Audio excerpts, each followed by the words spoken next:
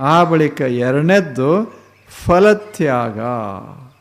ಕರ್ಮದಿಂದ ಒಂದು ಫಲ ಬರ್ತದೆ. ಫಲ ಬಂದ ಬಳಿಕ ಅದನ್ನು ಎಲ್ಲ ನಾವೇ ಅನುಭವಿಸಬಾರದು, ಒಂದಿಷ್ಟು ಆ ಕಡೆ ಈ ಕಡೆ ಕೊಡಬೇಕು ಅಂತ.